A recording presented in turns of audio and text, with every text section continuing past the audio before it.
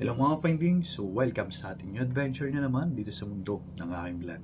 So ating topic for today ay ikaw ba ay may balak mag-abroad or gusto mong magtrabaho local or international at may problema ka sa x-ray. So ang ating topic for today ay dun sa mga taong may problema sa x-ray, especially dun sa may peklat.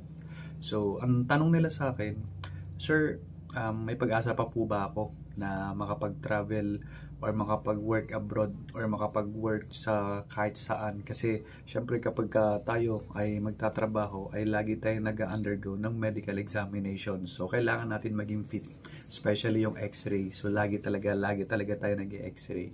So marami nagtatanong na bakit hindi sila nakakapasa kasi yung may peklat sila. So ano ba ang problema? Bakit daw hindi sila makapagtrabaho dahil may peklat sila. So, hindi na ba daw talaga sila makapag-work? So, end of the world na ba para sa kanila na makapagtrabaho abroad or kahit saan kasi nga may peklat sila? So, ang totoo niyan, kahit may peklat ka sa lungs mo or sa x-ray na makita ay pwede ka pa rin magtrabaho. So, may mga kailangan i-consider dyan. Like for example, yung peklat na nakita sa x-ray mo or dun sa result ng x-ray mo ay hindi na siya active. So, ibig sabihin, may peklat ka before. So, kumare, hindi ka naman nagkasakit. Tapos may nakitang peklat sa'yo. Tapos hindi naman siya active. So, ibig sabihin nun, safe yun. So, pwede kang magpa-consult sa doctor or sa pulmonology or sa mga pulmonologists natin dyan sa Pilipinas na hingi ka ng certification na fit to work ka naman kasi yung nakitang peklat sa x-ray mo or sa baga mo ay hindi naman siya totally active. So wala kang sakit, wala kang problema sa TB pero may nakita kang peklat dun sa x-ray mo. So, hindi pa siya katapusan ng career mo na gusto mo mag-abroad. So, may mga tinitingnan tayo dyan, may kinoconsider tayo dyan na kailangan natin magpatingin sa mga doktor. So, kung ikaw may peklat, ay masusolusyonan yan. Kasi ako may peklat din ako sa baga.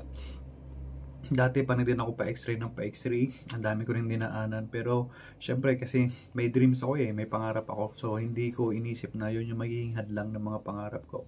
Kaya, tinuloy-tuloy ko. Hanggang sa nag-consult ako sa doctor, nagpatingin ako sa pulmonologist.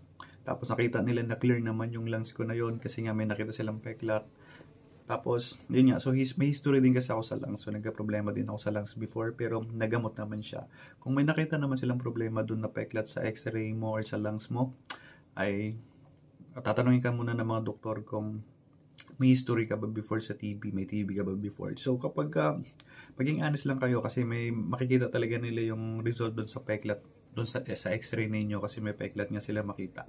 Or kung may peklat man na makita tapos hindi naman kayo nagkasakit, active naman kayo sa mga activities, hindi naman kayo nagka-problema, hindi kayo nagsukan dugo, hindi kayo ubo ng ubo at hindi kayo nagkaroon ng TB before, ay talagang may peklat lang yung lungs nyo. So may mga nakausap din akong doktor na karamihan din sa mga tao na yan, sa mga tao meron din talagang peklat sa baga. Hindi lang sila aware pero wala naman silang sakit sa TB. Wala silang TB.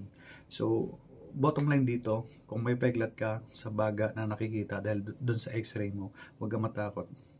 Ituloy mo yung pangarap mo, ituloy mo yung mag-abroad. Kasi ako, example ako, nandito ako ngayon sa Europe, nakapag-sea base ako, nakapag-cruise ship ako, ngayon nasa Europe ako nagtatrabaho, land base, may peklat ako sa lungs, pero hindi yun yung naging hindrance para hindi ko matupad yung mga pangarap ko. So, hindi ibig sabihin may peklat ka sa baga, may problema ka sa x-ray, hindi ka na makapag-abroad, hindi ka makapagtrabaho, lagi kang bagsak sa medical.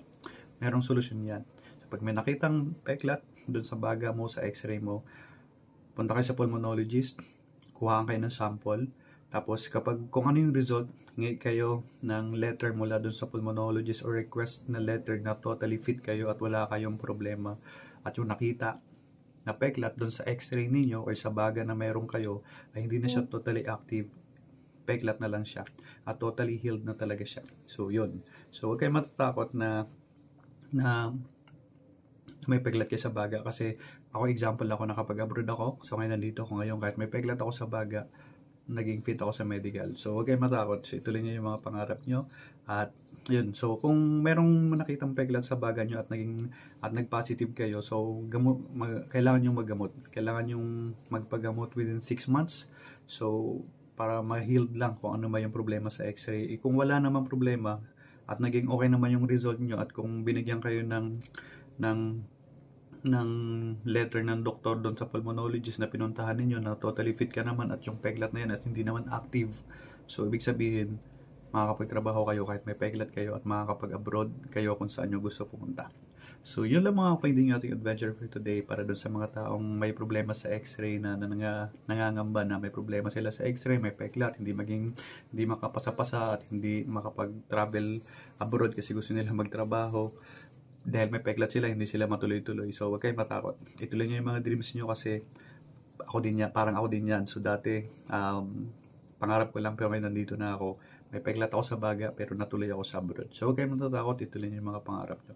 So, yun lang mga pwedeng ating adventure for today para dun sa mga nanonood sa aking YouTube channel. Huwag nyo kakalimutan i-subscribe yung aking YouTube channel para lagi kayong updated dito sa aking adventure dito sa mundo ng aking vlog. Bye mga finding!